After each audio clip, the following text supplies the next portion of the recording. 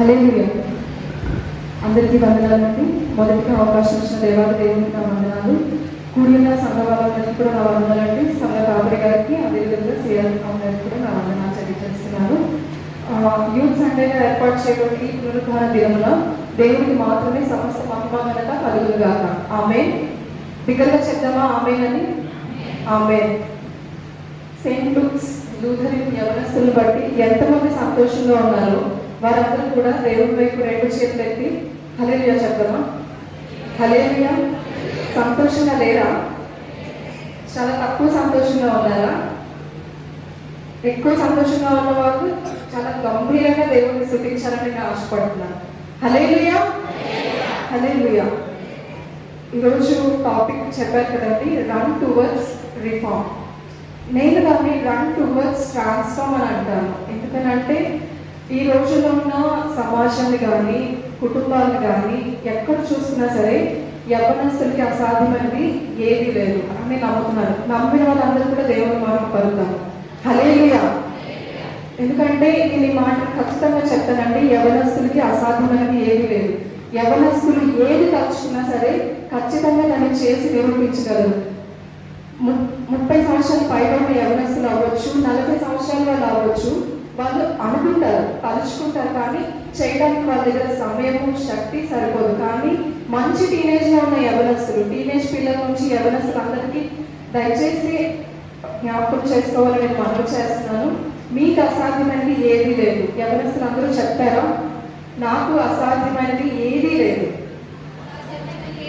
బిగ్గరగా ముసలివాళ్ళ చెప్తున్నారు యవ్వనస్తులు, గట్టిగా చెప్పాలి. నాకు అసాధ్యమైనది ఏదీ లేదు. స్వామి వివేకానంద అంటాడు, give me 100 energetic young people so that I can transform the whole nation.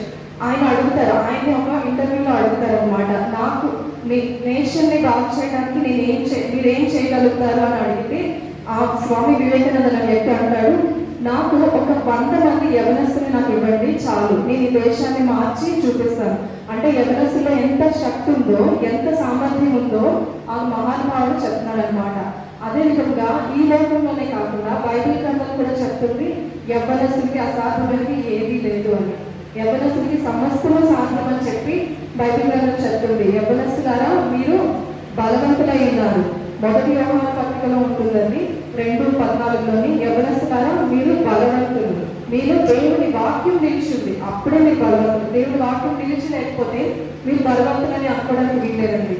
ఎందుకంటే లోకంతో మనం పోరాడాలన్నాము. మనం పోరాడినది శరీరంతో కాదు, లోక సంబంధమైన లోక నాదులతోనూ ప్రధాన దూతలతోనూ మనం పోరాడుతున్నాం. కాబట్టి దేవుని వాక్యం మనం నిలిచినప్పుడే మనము బలవంతమై ఉన్నాము. అంటే మనం చూసుకున్నట్లయితే ఈ లోకంలోనే రీసెంట్ గానే జరిగిన ఒక ఇన్సిడెంట్ నేను గుర్తు చేద్దాం అనుకుంటున్నాను. నేపాల్లోని యంగ్ జెన్జీ అని చెప్పి యంగ్ జనరేషన్ వాళ్ళు సృష్టించిన చాలా పెద్ద ప్రపంచం అండి. కరప్షన్కి అగెయిన్స్ట్ గా, గవర్నమెంట్ అగెయిన్స్ట్ గా జెన్జీ కిడ్స్ అందరూ కూడా చేసిన పని ఏంటో తెలుసా? వాళ్ళందరూ గవర్నమెంట్ ని కదిలించగలిగారు. ఒక్క యవనస్తులు మాత్రమే అబౌవ్ బిలో 25 నుంచి అబౌవ్ 15, 13, 14 ఇయర్స్ పిల్లలు చేసిన పని ఏంటో తెలుసా? గవర్నమెంట్ ని కదిలించారనమాట. వాళ్ళకి దేని కదిలించారు అని అంటే వాళ్ళకి జరుగుతున్న అన్యాయానికి, కరప్షన్ ని, అన్ఎంప్లాయ్మెంట్ ని బట్టి వాళ్ళు నేపాల్ అనే ప్రాంతాన్ని, నేపాల్ అనే దేశాన్ని వాళ్ళు కదిలించగలిగారు అనమాట. ఈ రోజుల్లో ఉన్న యవనస్తులకి అది అసాధ్యమా? సాధ్యమే. అయితే ఇక్కడ మన బైబిల్ గ్రంథంలో చూస్తున్నట్లయితే మొదటి రాజుల గ్రంథము 20వ అధ్యాయంలోని అక్కడ మనకి కనిపిస్తుంది, ఒక ఇజ్రాయేల్ రాజు మీదకి సిరియన్స్ వస్తున్నారనమాట. 32 రాజ్యాలతో కలిసి సిరియన్లు ఇజ్రాయేల్ రాజు మీదకి, ఆహాబ్ రాజు మీదకి యుద్ధానికి ప్రకటించారనమాట. యుద్ధాన్ని ప్రకటించినప్పుడు అప్పుడు ఆహాబ్ రాజు భయపడిపోయాడు. 32 రాజ్యాలండి, తక్కువ జనాభా అస్సలు కానే కాదు. 32 రాజ్యాలు వాళ్ళ సైన్యంతో కలిసి ఇజ్రాయేల్ రాజు మీదకి, సిరియా రాజు వస్తున్నాడు అనమాట. వస్తున్నప్పుడు అప్పుడు ఆహాబ్ రాజు భయంతో వణుకుతోని దేవుని సన్నిధిలోని వేడుకున్నాడు, ప్రభా వాళ్ళు 30 మంది, వాళ్ళు చాలా బలవంతులు, గొప్ప సైన్యంగా ఉన్నారు, నేను వాళ్ళు ఎలా ఎదిరిస్తాను ప్రభా? ఇది నాకు అసాధ్యం అని చెప్పి వాళ్ళు దేవుని సన్నిధిలో ప్రార్థించినప్పుడు దేవుడు 14వ వచనంలో మనం చూసినట్లయితే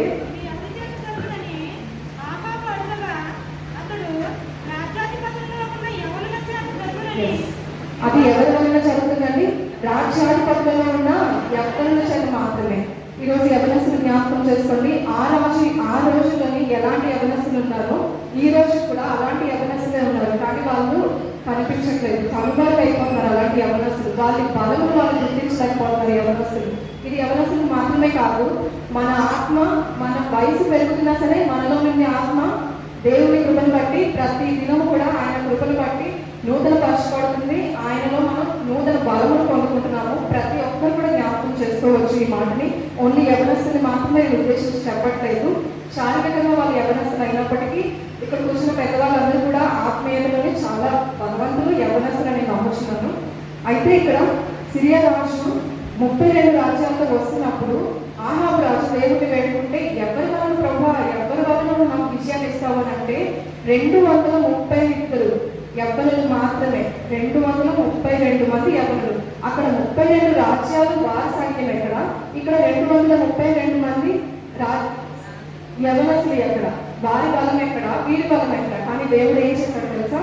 232 మంది యవ్వనుల చేత గొప్ప కార్యం జరిగించాడు. వాళ్ళని అందరినీ హతము చేసి ఓడించి తరిమి కొట్టే అంత బలము, శక్తిని, సామర్థ్యంలో ఆ రోజుల్లో ఉన్న యవన బిడ్డలకు ఇచ్చారు. మరి ఈ రోజుల్లో ఉన్న యవన బిడ్డలు ఏమైపోతున్నారో తెలుసా?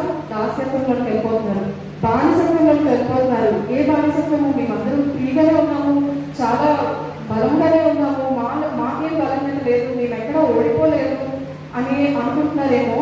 కానీ విలాప వాక్యాల్లోని ఇర్మియా రాసిన ఈ విలాప వాక్యాల్లోని అక్కడ ప్రవక్త ఏడుస్తున్నాడండి. ఒకసారి జ్ఞాపకం చేసుకున్నాము.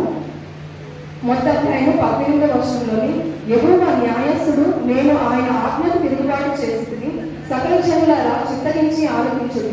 నా శ్రమ చూడుడి, నా కన్యకులను నా యవ్వనులను చెరలోనికి పోయి ఉన్నారు.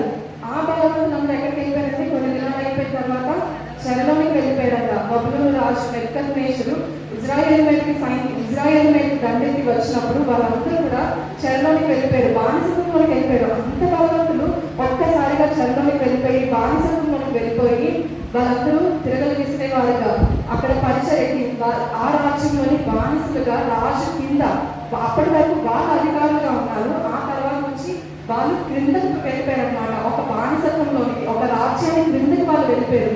అది ఎంత బాధాకరమైన విషయమో. అయితే అక్కడ విలాప వాక్యాల్లోనే ఆయన వేడుకుంటున్నాడు అనమాట. నా సకల జనులారా చిత్తగించి ఆలకించి నా శ్రమ చూడండి. ఈ రోజుల్లో మనలో కూడా అలాంటి భారం ఉందా? యవ్వనస్తులు అందరూ ఎంతో మంది అనేక విధాలుగా చెడిపోతున్నారు. మనలో ఉన్న, మన కుటుంబంలో ఉన్న ఏ వీధిలో చూసినా సరే, ఒక్క వీధిలోని ఏ ప్రాంతంలోనన్నా దేశంలో ఏ మూలను చూసినా సరే పలానా దానికి ఎడిక్షన్ అనే దానికి లేకుండా ఏ యవ్వనస్తుని కూడా మనం చూడమండి. ప్రతి ఒక్కరు కూడా దేనికో ఒక దానికి బానిసలైపోయి ఉన్నారు. కొంతమంది స్త్రీలకి, కొంతమంది పోర్నోగ్రఫీకి, కొంతమంది పరపురుషులకి, కొంతమంది ఫోన్స్ ఎడిట్ అయిపోయారు, మూవీస్, టీవీస్, ఇలా చాలా మందికి ఎడిట్ అయిపోయి ఉన్నారు. అలాంటి బానిసత్వం మనకి తెలియకుండానే దుష్టుడు ఏం చేస్తాడంటే మన కన్నులకు చెప్పాలి, దుష్టుడు మన కన్నులను గుడ్డిదనం కలుగ చేస్తున్నాడు. ఆ గుడ్డిదనంలో ఈరోజు మనం ఉన్నామా? జ్ఞాపకం చేస్తున్నాము. అదే విలాప వాక్యంలోని 2వ అధ్యాయంలోని మనం చూసినట్లయితే నా కన్యకులను 21వ వచనము చివరి భాగం చదువుతున్నాను. నా కన్యకులను నా యవ్వనులను ఖడ్గము చేత మూలి ఉన్నారు. ఖడ్గము చేత వాళ్ళు చంపబడుతున్నారంట. ఈరోజు మనం కూడా అలాంటి చచ్చిన పరిస్థితుల్లో ఉన్నామేమో జ్ఞాపకం చేస్తున్నాము. చచ్చిన వారిగా మనం కూడా దేవుల్లో ఫలించలేని జీవితాలు కలిగి మనం ఉన్నామేమో జ్ఞాపకం చేస్తున్నాము. 11వ వచనంలోని నా జనుల కుమారుడికి కలిగిన నాశనము చూడగా నా కన్నులు కన్నీళ్ల చేత క్షీణించుతున్నవి. అలాంటి భారము ఈరోజు యవ్వనస్తులకు కలిగిన తల్లిదండ్రులకి ఉండాలండి. వాళ్ళందరూ కూడా ఆ యవ్వనుల కోసం మనం కూడా అలాంటి కన్నులో మనం కూడా అలాగే మన కన్నులంట క్షీణించిపోయే విధంగా దేవుని సన్నిధిలో మనం వాళ్ళ కోసం రోధించాలట. ఇర్మియా గ్రంథంలో ఉంది కదా, స్త్రీలారా అంకులార్చువారా రండి అని చెప్పి దేవుడు మనల్ని పిలుస్తున్నప్పుడు మనం ఆ మాటకి లోపడి మన పిల్లల కోసం అక్కడ మరణం అంట ఏర్పాటు చేస్తుందంట. వారు దాస్యత్వంలోకి వెళ్ళిపోయిన తర్వాత అక్కడ మనం చూసినట్లయితే ఎంతో భయంకరమైన శ్రమల కింద వాళ్ళు అణచబడుతున్నారు. ఇర్మియా గ్రంథంలోని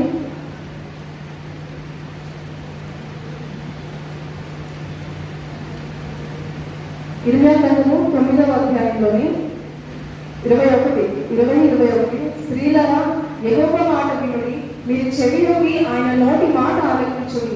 మీ కుమార్తెలకు రోగము చేయని నేర్పుడి, ఒకరికొకరు అంగలార్పు విద్య నేర్పుడి.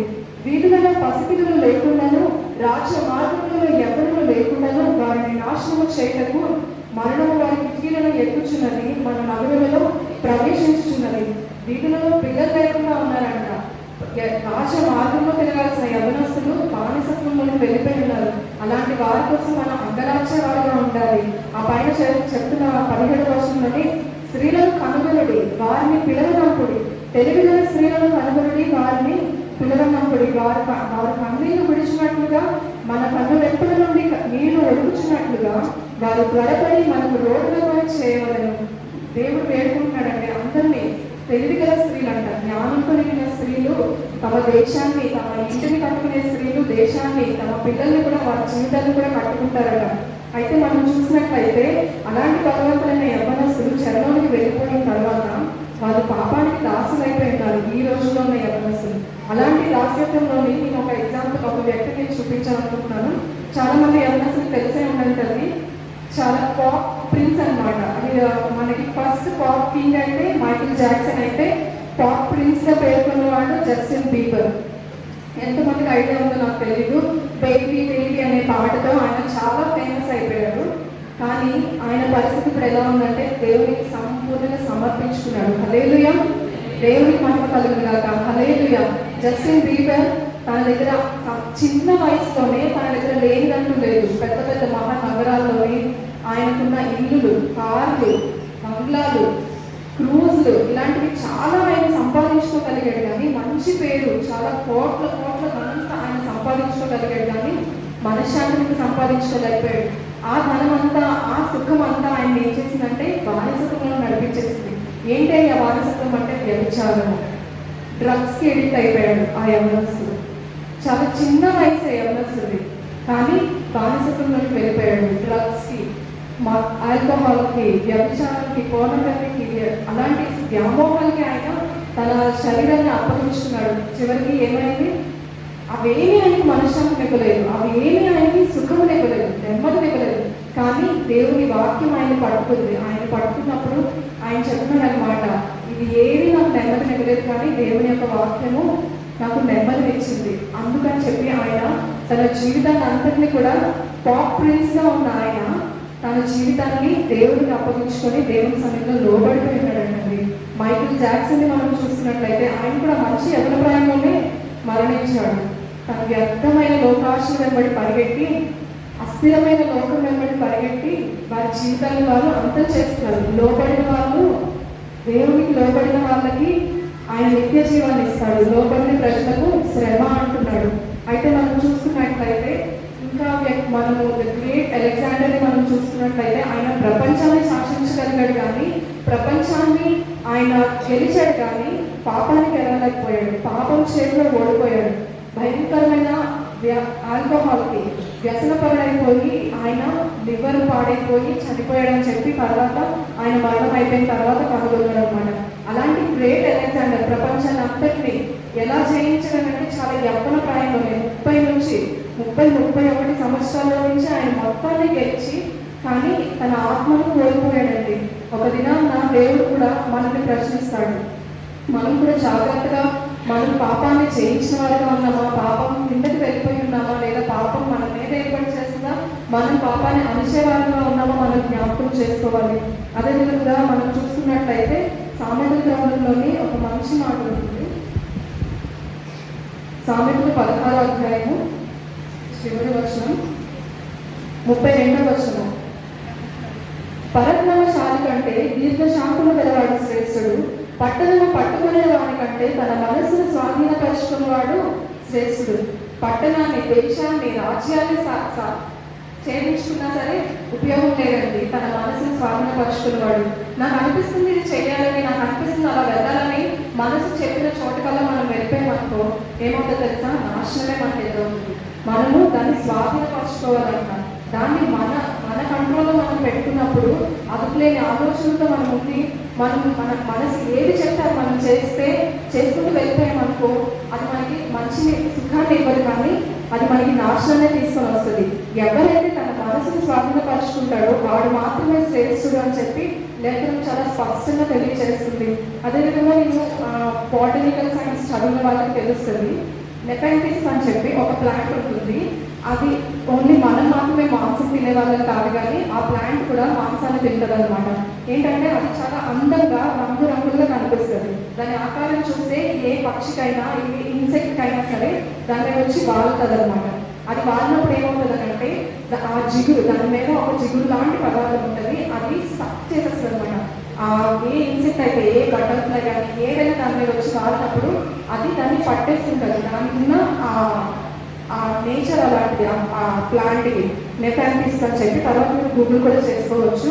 అయితే ఆ ప్లాంట్ నెమ్మదిగా ఏం చేస్తుందంటే ఫస్ట్ ఆ బర్డ్ ఏదైనా వచ్చి దాని మీద పడితే అది ఆ జిగురు దాన్ని పట్టేస్తుంటుంది అనమాట. పాపం కూడా మనకి తెలియకుండానే మనము నెమ్మదిగా ఆకర్షించబడతాము, నెమ్మదిగా దాని వైపు వెళ్తూ ఉంటాము. ఏం చేస్తుందంటే పాపం మనల్ని గట్టిగా పట్టుకుంటుంది, బయటికి రానివ్వకుండా. మనం ప్రయత్నం చేస్తుంటాము, రావాలి బయటకు వచ్చేయాలి, ఈ వ్యసనం నుండి బయటకు వచ్చేయాలి, ఈ అలవాటు నుండి ఈ మార్పుల నుండి నేను బయటకు వచ్చాను, చెడు సాంగత్యం నుండి నేను బయటకు వచ్చేయాలని మనం చాలా అనుకుంటాం, కానీ మన వల్ల కాదది. దేవుడి సన్నిధిలో దేవుడి వాక్యం చొప్పున మనం నడుచుకున్నప్పుడే అది సాధ్యం అవుతుంది. అయితే ఆ ప్లాంట్ లక్ష్యం ఏంటంటే నెమ్మదిగా అది అలా దాన్ని నోరుగా ఓపెన్ చేసినట్లు ఉంటుంది. ఎప్పుడైతే ఆ బర్డ్ దాని మీద పడి ఆ బటర్ఫ్లై కానీ ఏదైనా ఎగ్జాంపుల్గా అది పడగదో ఆ జిగురు లాంటి పదార్థం ఫస్ట్ దాన్ని పట్టేస్తుంటుంది. పట్టేసుకొని నెమ్మదిగా దాని నోరు అలా క్లోజ్ చేసుకొని లోపలికి దాన్ని లాగేసుకొని డైజెస్ట్ చేసుకుంటారు అనమాట. ఈరోజు కూడా లోకంలోని తిరుగుతున్నవాడు సాతానుడు. వాడు వేస్తున్న బాణాలకి చాలా మంది యవనస్తులు అలాగే పడిపోతున్నారు. పాపం వాళ్ళని ఎలా పట్టుకుంటుందంటే మరణానికి లాక్కెళ్ళిపోతుంది. పూర్వకాలంలో చాలా మనం స్కూల్స్ చదువుకునే టైంలో అనుకుంటారు, ఎక్కడైనా సరే చూసుకున్నట్లయితే శ్రద్ధాంజలి అని కానీ కనిపిస్తే అది చాలా బాగా ముసలైపోయిన వాళ్ళు, లేదనంటే ఒక 40 above 50 above ఉన్న వాళ్ళు, ఏదో హెల్త్ ఇష్యూతో చనిపోయిన వాళ్ళని మనం చూస్తాం. కానీ ఈ రోజు మనం గమనించినట్లయితే ఎక్కడ ఒక ఏరియాలో ఒక్కరైనా సరే ఒక యవనస్తుడే, చాలా మంచి యవనస్తుడు, 20s లో ఉన్న యవనస్తుల యొక్క మరణాలు, వాళ్ళ యొక్క శ్రద్ధాంజలి బోర్డులు మనకు కనిపిస్తూ ఉంటాయి. ఎంత భయంకరమైన రోజులు ఆనాడు ఇర్మియా ప్రవక్త ప్రవచించినమాట. రాజ మార్గంలో యవ్వనస్తులు లేకుండా మరణం వారి కిటికీలు వెంబడి వెళ్తుందంట. అలాంటి రోజుల్లోని ఇప్పుడు ఆ రోజులు నెరవేరబోతున్న కాలంలో మనం ఉన్నాము. యవ్వనస్తులందరూ జ్ఞాపకం చేసుకోవాలి మనం ఎంత శ్రద్ధగా దేవుని సన్నిధిలో ఉంటున్నాము అనేది. అయితే మనం చూసుకున్నట్లయితే మన సంఘంలో వెలుపట ఉన్న వారి పరిస్థితి అలా ఉంది. వారు కదా అలా మరణిస్తున్నారు. సంఘంలో నేను బాగానే ఉంటున్నాను, నాకేం పర్వాలేదు, నేను దేవుని సన్నిధిలో పరిచయం చేస్తున్నాను కదా, దేవుని సన్నిధిలో నేను నమ్మకంగానే ఉంటున్నాను అని చాలా మంది తమకు తాము అనుకుంటున్నారు. కానీ యెహోవా మెచ్చుకుని వాడు ధన్యుడంట. మనుషులందరూ మెప్పు కంటే దేవుడి చేత మెప్పు పొందుతున్న వాడు మాత్రమే ధన్యుడని సెలవిస్తుంది. మనము సంఘంలో ఉన్న యవనస్తుడు ఒకరి కోసం చూసుకుందామండి. అపోస్తుల కార్యములు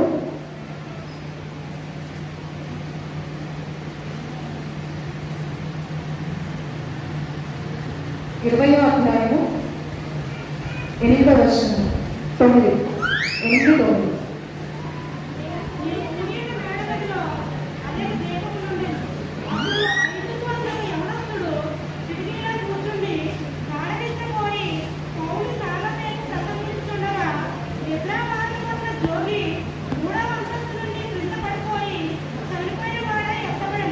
హల్లెలూయా. ఏం జరుగుతుందంటే అక్కడ అపోస్తులైన పౌలు బలమైన అపోస్తులుగా పేరు పొందిన ఒక వ్యక్తి ఆయన ప్రసంగం చేస్తుండగా ఆయన విస్తారంగా ప్రసంగం చేస్తున్నాడు. అక్కడ ఉన్న వాళ్ళు అనేక మందికి దేవుని మాటలు బోధిస్తుండగా అక్కడ ఒక యవనస్తుడు కనిపిస్తాడు. ఎక్కడ కూర్చున్నాడు ఏంటో అవన్నీ కూడా బైబిల్ చాలా స్పష్టంగా తెలియజేస్తుంది. దేవుడు ఏది కూడా వ్యర్థంగా రాయడండి. ప్రతి దాని వెనకాల కూడా ఒక అర్థం ఉంటుంది, ఒక లోతైన మర్మం దాగి ఉంటుంది. దాన్ని మనము పరిశుద్ధాత్మ వెలుగులో కనుగొనాలన్నమాట. అయితే ఇక్కడ చెప్తున్నాడు, మేము కూడిన మేడగదిలో అనేక దీపములు ఉన్నాయి. అంటే అక్కడ ఎంతో వెలుగుంది. వెలుగున్నప్పటికీ కూడా అప్పుడు 5 ఒక యవనస్తుడు కిటికీలో కూర్చున్నాడంట. ఎక్కడ కూర్చున్నాడంటే కిటికీలో. చాలా మంది ఈ రోజుల్లో కూడా కిటికీలోనే కూర్చున్న పరిస్థితిలో ఉన్నారు యవనస్తులు. అంటే ఏంటి అని అంటే కిటికీ అంటే వాళ్ళు గోడకి యువతల వైపేమో సంఘం ఉంది, గోడకి అవతల వైపేమో లోకం ఉంది, వాళ్ళు మధ్యలో ఉన్నారనమాట. ఈ రోజుల్లో అలాంటి పరిస్థితుల్లో ఏ యవనస్తురాలు ఎవరైనప్పటికీ అలాంటి పరిస్థితిలో ఉన్నారేమో మనల్ని మనం ఒకసారి ప్రశ్న వేసుకోవాలండి. కిటికీలో నుంచి వస్తున్న చల్లగాలిని అనుభవిస్తూ ఇక్కడ వాక్యం వింటాడట. దేవుడు వెలుగులోనే అంతమంది కూర్చుని ఉన్నప్పుడు ఈ యవనస్తుడు మాత్రమే లోకం మీద దృష్టి పెట్టుకొని, ఇటు దేవుడి మీద దృష్టి పెట్టుకొని, ఇటు దేవుడి పరిచయంలోనే పనిచేస్తూ ఉంటారు, అటు లోకంలో కూడా తిరుగుతూ ఉంటారు, ఇటు దేవుడి వాక్యము బోధిస్తూ ఉంటారు, అటు సినిమాలు కానీ షికారులు కానీ వెళ్తూ ఉంటారు. అది ఎంత దౌర్భాగ్యమైన పరిస్థితి. అయితే మనం చూసినట్లయితే ఆ యవనస్తుడంట కిటికీలో కూర్చునే అనుభవం కలిగినాడంట. ఈ రోజుల్లో సంఘాల్లో ఉన్న యవనస్తులు జ్ఞాపకం చేసుకోవాలి, ఎలాంటి అనుభవం మనం కలిగినాము, దేవుడితో మన సహవాసం ఎంతవరకు ఉంది. అంతంతగా అంటే ప్రభు నాకు ఈ హెల్ప్ కావాలి చాలు, ఇక్కడి వరకు నువ్వు వచ్చి హెల్ప్ చేస్తే చాలు అన్నట్టుగా ఉందా, లేదా దేవుడితో కలిసి నడిచే అనోపు వంటి అనుభవం మనకుందా మనం ప్రశ్నించుకోవాలి. అయితే కిటికీలో నుండి కూర్చోండి ప్రసంగిస్తుండగా అపోస్తలుడైన పౌలు చేత దేవుడి వాక్యము విరివిగా వెళ్తుంది. అలాంటి సమయంలో అయినా నిద్రపోతున్నాడంట, అంటే బలహీనమైపోతున్నాడు. నిద్రపోతూ ఆయన చనిపోయాడంట, 3వ అంతస్తు మీద నుంచి పడిపోయాడు. అటు లోకంలోనికి ఇటు దేవుళ్ళలోనికి. అయితే వెచ్చగానే ఉండు, లేదంటే చల్లగా ఉండు, లేదంటే నా నోటని ఉమ్ము వేస్తానని చెప్పి ప్రకటన గ్రంథంలో మనం చూడవచ్చు. మనం అలాంటి అనుభవం కలిగి ఉన్నామా, లేదా పరిపూర్ణంగా దేవుని మార్గంలో నడుచుకున్న వారిగా ఉన్నామో మనం జ్ఞాపకం చేసుకోవాలి. అయితే భౌతికమైన నిద్ర గురించి నేను ఇక్కడ మాట్లాడట్లేదు, కానీ ఆత్మీయమైన నిద్ర అందరూ జ్ఞాపకం చేసుకోవాల్సింది. మన ఆత్మీయమైన నిద్రలో మనం ఉన్నామా, లేదా దేవునితో సహవాసం కలిగి దేవునిలో మెలకువ కలిగి మనం ఉన్నామా లేదా చూసుకోవాలి. ఎందుకంటే రోజులు ఇది అంత్య దినాల్లో మనం ఉన్నాము, అపాయకరమైన రోజుల్లో మనం ఉన్నాము. ఎక్కడ చూసిన అన్యాయం, యుద్ధాలు, దేవుడు యేసు ప్రభువు ద్వారా మనకి చెప్పబడిన ప్రతి మాట నెరవేరుతున్న రోజుల్లో మనం ఉన్నామండి. జ్ఞాపకం చేసుకోవాలి యవనస్తులారా, రన్ టువర్డ్స్ ట్రాన్స్ఫార్మ్. మనకి అసాధ్యమైనది ఏది లేనప్పుడు మనం మాత్రమే దేవుని రాజ్యాన్ని ఈ లోకంలో స్థాపించగలము. దేవుడు అంతటి శక్తిని సామర్థ్యాన్ని మనకి ఇచ్చాడు. యవ్వన కాలంలో ఆయన పాడి మోయట అది మనకి ఎంతో మేలని వాక్యం సెలవిస్తుంది. మరి మేలైనది చేయాలని తెలిసి కూడా మనం మేలు చేయకపోతే పాపం అది. కాబట్టి మనం జ్ఞాపకం చేసుకోవాలి. 3వ అంతస్తు మీద చాలా మంది పిల్లలు కూడా చూస్తూ ఉంటాము, పైన కిటికీలకి చదువుతూ ఉంటారు, లేదా మేడలకి చదువుకుంటూ ఉంటారు. చాలా మంది జనరల్గా మనం చూసుకున్నట్లయితే కైట్స్ ఎగరేసినప్పుడు వాళ్ళు కూడా పెట్టగోడలకి మరి వాళ్ళు కైట్స్ ఎగరేస్తారు. వాళ్ళకి కింద ఏముందో కనిపించదు, వాళ్ళు దాని మీద దృష్టి పెడతారనమాట. లోకం వైపు దృష్టి పెట్టి వాళ్ళు ఏం చేస్తారు, ఆ కైట్ వైపు దృష్టి పెట్టి వాళ్ళు అడుగు అవతల వైపు వేసినప్పుడు కిందకి పడిపోతారనమాట. అలాంటి పరిస్థితిలో ఉన్నారు ఈనాటి యవనస్తులు. అంటే నేను కైట్లు ఎగరేట్లయితే సిస్టర్ అంటారేమో, అయితే నేను అది చెప్పట్లేదు. ఆత్మీయ స్థితిలో కూడా మనము ఎలా ఉన్నాము, ఆత్మీయంగా మనం ఎంతవరకు ఎదిగి ఉన్నాము, మనము అటు లోకంలో ఉన్నామా లేదా ఇటువైపు ఉన్నామా జాగ్రత్త జ్ఞాపకం చేసుకోవాలి. దేవునితో మనం ఉన్నప్పుడు దేవుడి చేత మనం ఉమ్ము వేయబడే వారిగా ఉన్నామా, లేదా దేవుని కోసం అనేక మంది చేత మనం ఉమ్ము వేయబడే స్థితిలో మనం ఉన్నామా. యవ్వనస్తులు కానీ స్త్రీ పురుషులు ప్రతి ఒక్కరు చిన్నపిల్లలు కూడా జ్ఞాపకం చేసుకోవాలండి. అయితే నేను ముగించేస్తాను. మరొక మాట జ్ఞాపకం చేస్తున్నాను. Give me 100 energetic young men అని అన్నాడు స్వామి వివేకానంద. కానీ ఈరోజు ఆయన దేశాన్ని మాత్రం బాగు చేయడానికి అడిగాడు, కానీ యేసు ప్రభు వారు మీ అందరినీ కూడా కోరుకుంటున్నాడు. ఆయన మనల్ని అందరినీ ఎంతో ప్రేమించి మన కొరకు తన ప్రాణాన్ని తన రక్తం అంతా ఒక్క నీటి బొట్టు కూడా, ఒక్క రక్తపు చుక్క కూడా ఆయన శరీరంలో ఉండకుండా ఆయన స్వరక్తం ఇచ్చి మనల్ని సంపాదించుకున్న సంఘముగా మనం ఉన్నప్పుడు మనము ఆయన యొద్ద నివసించినట్లు నమ్మకమైన పరివార కోసం ఆయన ఎదురు చూసినట. 101వ కీర్తనలో మనం చూడొచ్చు ఆ మాటని. 101వ కీర్తన 6వ వచనంలోని, నా యొద్ద నివసించినట్లు దేశంలో నమ్మకస్తులైన వారిని నేను కనిపెట్టుచున్నాను. నిర్దోష మార్గమును నడిచేవారు నాకు పరిచారకులగుదురు. నిర్దోషమైన మార్గమును నడిచేవారు మాత్రమే. ఇక్కడ ఈ లోకంలో మనం ఎలాంటి పరిచయం చేస్తున్నామో మనుషులందరికీ తెలియకపోవచ్చు, కానీ దేవుడికి తెలుస్తుందండి.